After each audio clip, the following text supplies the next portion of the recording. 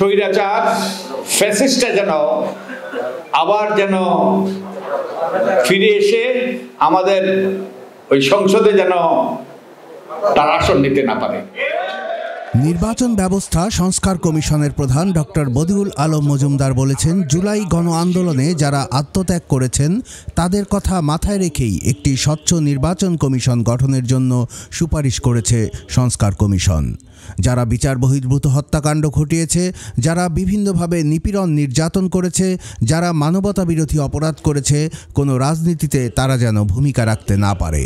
স্বৈরাচার ফ্যাসিস্ট যেন ফিরে এসে সংসদে আসন নিতে না পারে।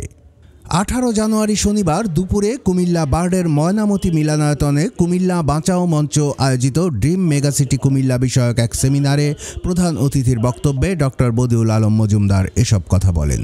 আমরা গুরুত্বপূর্ণ সুপারিশ আমরা পেশ করেছি, সেটা হলো রাজনৈতিক অঙ্গনকে পরিচ্ছন্ন করা, যাতে কুৎসিত লোকরা ওই বিল্ডিংয়ে ওই ইমারতে প্রবেশ করতে না পারে, ওটা একদিক।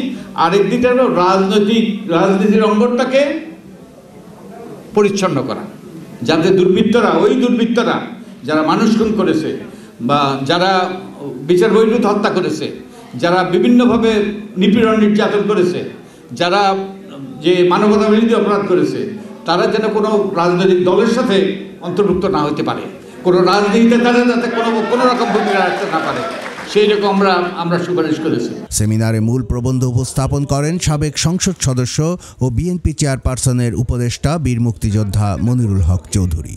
পাকিস্তান আমলে, ব্রিটিশ আমলে লাকসাম কুমিল্লার মধ্যে পরিচিত জায়গা ছিল রেলের কারণে। লাকসাম থেকে ট্রেনে উঠে কুমিল্লা পার হইয়া, বুড়িচং ব্রাহ্মণপাড়া পার হইয়া, আখাউড়া পার হইয়া, ব্রাহ্মণবাড়িয়া পার হইয়া, তারপরে ভৈরব কিশোরগঞ্জ পার হইয়া, ঢাকা নরসিংদী গাজীপুর টঙ্গী পারিয়া, তেজগাঁ পারিয়া, এই বাড়ির কাছে এই দূরত্ব যে আমরা ঘুরলাম, কি কারণে? এই প্রশ্নটি কোন ব্যক্তির প্রশ্নে জাগে না।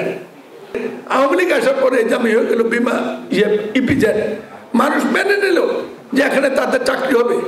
আজকে ইপিজেডের চাকরি তো দূরের কথা, ইপিজেডের রাসায়নিক পর্যায়ের কারণে পরিবেশবিদ বটে, পরিবেশ অধিদপ্তর থেকে 2 বছর আগে 590 কোটি টাকার ক্ষতিপূরণ হয়েছে। 450টি পরিবার ঘরছাড়া হয়ে গেছে ইপিজেডের বর্জ্যের কারণে। পরে সাংবাদিকদের সাথে মতবিনিময়কালে নির্বাচন ব্যবস্থা সংস্কার কমিশন প্রধান আরও বলেন, গত 3টি নির্বাচনে যে কলঙ্কজনক জালিয়াতি হয়েছে তার সাথে সম্পৃক্তদের বিরুদ্ধে তদন্ত করে ব্যবস্থা নেওয়ারও সুপারিশ করা হয়েছে। এছাড়া একটি স্বচ্ছ নির্বাচন কমিশন গঠনের লক্ষ্যে নির্বাচন কমিশনকে দায়বদ্ধ এবং জবাবদিহিতার আওতায় আনতে আলাদা একটি কর্তৃপক্ষ গঠনেরও সুপারিশ করা হয়েছে।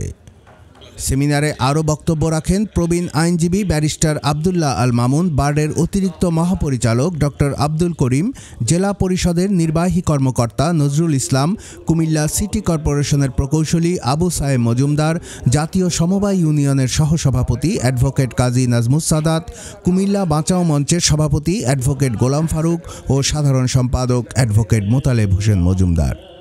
কুমিল্লাবাসীর বঞ্চনা প্রতিরোধে ঐক্যবদ্ধ হন, সোচ্চার হন, এই স্লোগানে কুমিল্লা নগরী ও বিভিন্ন উপজেলার বিশিষ্টজনেরা সেমিনারে অংশ নেন। সেমিনারে আধুনিক কুমিল্লা সিটি কর্পোরেশন এবং জেলার সামগ্রিক উন্নয়ন বিষয়ে প্রয়োজনীয়তা, পরিকল্পনা ও বাস্তবায়ন প্রসঙ্গ নিয়ে আলোচনা করা হয়। কুমিল্লার কাগজ, নিউজ ডেস্ক।